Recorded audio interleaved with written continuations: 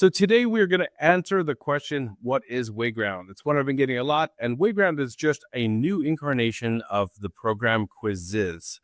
So I like to think of playground with a W. It's an easy way to remember it. And there's a bunch of new tools and features in it. So let's take a look. So if you go to wayground.com, or if you're using Classroom to get in, once you get into the program, you'll see that Quizizz is now Wayground. There's a little description on top. You can click Learn Why to see a little bit of their rebrand concept. The idea is that it's not just quizzes anymore. Of course, it's so much more in terms of curriculum.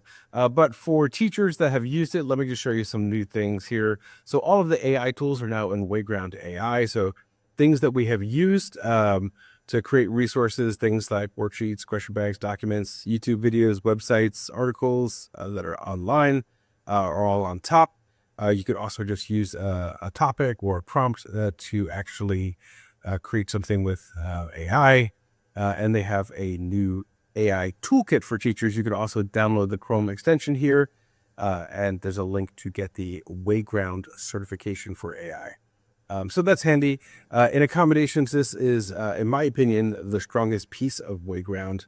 The accommodations are great. They have a few new ones that are really helpful. So there's some new languages. You're able to share access, which is really helpful for teachers that have multiple people in the classroom working with them. So there's the Desmos scientific calculator, the graphing calculator, reading modes, and different things like that. There's also, of course, dyslexia font is important for some students. So you're able to turn on and off different accommodations.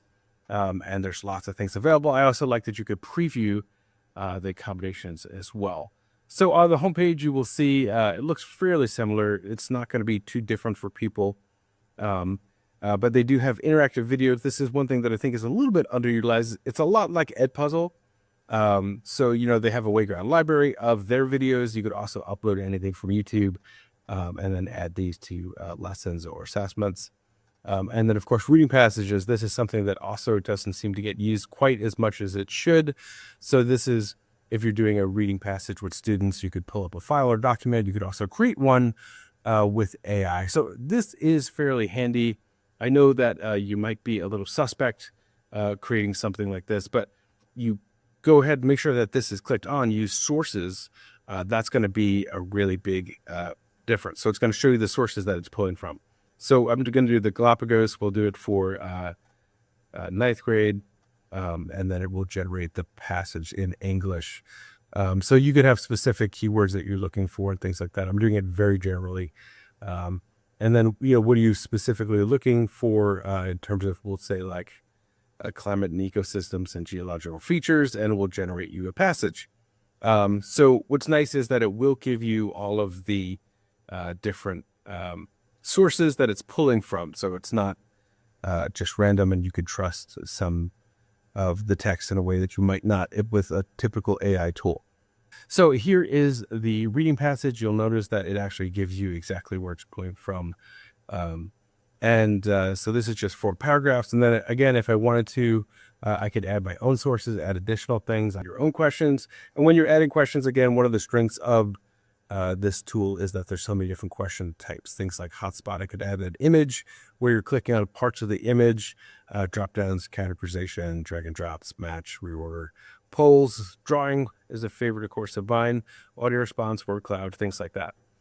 So you're able to preview and publish fairly simply. So I do expect Wayground to add more features over time and really try to differentiate themselves from some other programs. It looks like they're trying to take on more. So I do think we'll be doing some follow-ups over the course of the school year, but I hope you enjoy the new features.